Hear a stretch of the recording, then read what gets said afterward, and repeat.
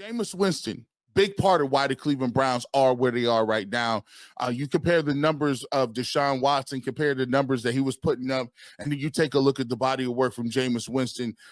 Threw for almost 400 yards, 2 touchdowns, no interceptions, 107 quarterback rating against the Saints. They did end up losing that football game, but you can't complain about those numbers. You come back in a game where it's snowing, it's tough. You're playing against the Pittsburgh Steelers. The weather is inclement. He still gets out there, throws some great passes. There's a couple passes. I don't know how he got it over there, being the gunslinger he is. Was able to avoid some of the catastrophic turnovers and made plays enough to get the Browns to win.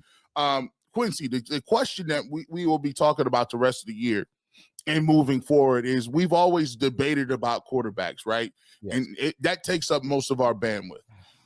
Debating Baker Mayfield, you're like, good gracious, that took some years off my life. Then we got Deshaun Watson, debating whether he was mid-trash, was he good, would he give us the best opportunity to win? That took some years off our life. Now we get to Jameis Winston, and we even skipped Joe Flacco, whether that was a good decision to keep Joe Flacco or to move on from Joe Flacco. And now you got Jameis Winston, and he's putting up numbers, wins a couple of games. And now we're going to have to talk about whether or not Jameis Winston is a good stopgap quarterback or whether he is a guy that you're going to have to, move on and you need to upgrade from. Where do you land on Jameis Winston, and what would you consider him being moving forward if you were in charge?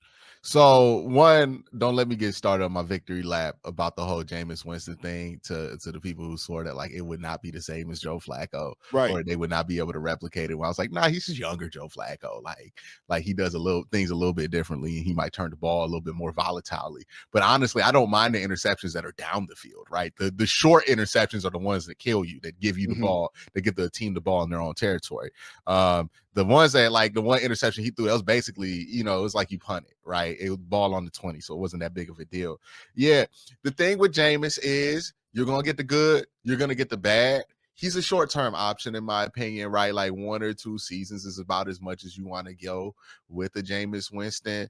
And I'm saying that as somebody, like, I was confident in Jameis's ability to fill this role. Because remember, everybody was complaining about the Browns neglect backup quarterback, all that stuff. But yeah. I was with you on Jameis Winston. Yeah, he's an upgrade over Joe Flacco, in my opinion. Yeah, and I was always confident in Jameis Winston's ability because I know who Jameis Winston is and I know who he isn't. What he's not going to be, like, don't. It's kind of like with Baker Mayfield. The good game's going to make you think he's a franchise quarterback, but he's going to give you a game where you remember this is why he's not starting anymore in Tampa Bay, right? At least with Jameis Winston. So, he's not a franchise quarterback, but what he is a bridge quarterback who, if he has a hot year, you can get to 10 wins with, right? 10, 11 wins maybe. On a cold year, you might have to struggle to get to 7, but you're not going to be bottom tier of a football team with Jameis out there as your starter because he's a smart enough player to be able to execute whatever offense is put in front of him. He's just going to execute it at the most dangerous level. Like Jameis, like playing a video game on hard mode. He don't even play the tutorial. Like that day. If I could describe Jameis Winston perfectly in one way, Jameis Winston is a dude that skips the tutorial and goes straight to expert. Like he don't know how to do nothing. He just be going straight to expert. And then sometimes he be cooking. Like straight to expert, no training mode. Street Fighter 6 expert level. He ain't read no instruction manual, no starter guide. You don't want to know how to throw. No how to plays Dark Souls on the hardest mode possible, and he just labs it until he wins. Right. And that's just how he kind of plays football. It's a short-term endeavor with Jameis, but let's be honest here. The Browns aren't looking for another long-term option at quarterback because they know the only way to get that franchise quarterback is to draft and develop somebody in May. So that's going to be the long-term project for the Cleveland Browns. But if you could have Jameis Winston as somebody who you could pay maybe $10 million over the next 2 years to hold it down for quarterback, or maybe you want to give him like a 3-year, $35 million deal with 2 of the years guaranteed to bring down the overall money. You can live with that. You can work with the Watson contract while paying him that, and you can kind of bridge this thing over effectively while also being able to develop somebody in the background. And like Jameis Winston is such a charismatic personality that it might actually help you not have to rush a quarterback in because people might not be super. Yeah. Now, again, depending on what kind of run we get from Jameis, right? Now, listen, there are some games left. Let's be clear. Yeah, but let's be clear on this, right? When he's winning, he is a good. He passes the time. Listen, I don't want to get to this, but it's like you meet somebody and you guys hit it off, and you're like, man, we a lot of we got a lot in common. Now I can see we can date for a little while, but there's some things that you and I both know about ourselves that is not going to be conducive to a long-term The relationship with Jameis is something that you see and you immediately go, that is a platonic person, right? Yeah. That is not a romantic relationship, but that is that might not be somebody I want to live with every day, but that is somebody that when cool stuff happen, I want to kick it with, right? And that's what Jameis Winston is, right? Like, not every quarterback has to be this romantic. He's going to be the franchise future guy. That's for who you draft, right? Or one of those girls or women that you talk to and you say, you know what? Hey, I know it didn't work out, but we can still hang out. I see you all the time. You know what I'm saying? Oh, okay. Garrett Future Bush up in the streets right now. All right. Garrett Van Dross. I know he was getting that today. But I see your point with not Jared, with Jameis there. I think Jameis is ultimately as long as you understand what it is with Jameis, right? And that's what I like to be very clear on the messaging for on Jameis. We got to make sure people understand what it is, right? Because as long as we understand what it is, we're going to be fine with it. It's when we start talking ourselves into it being something that it's not, or it being something worse than what it is. What Jameis is going to be, he's going to be capable of giving you 300. He's going to be capable of giving you moments like this because he has the confidence that he is that good of a quarterback. And sometimes it pays off. Sometimes it doesn't. Right? And you're going to win some games with Jameis. You're going to lose some games. You're going to almost lose some games because of Jameis, but then you're going to win the game because of Jameis, right? Like, prime example, this game right here. Yeah.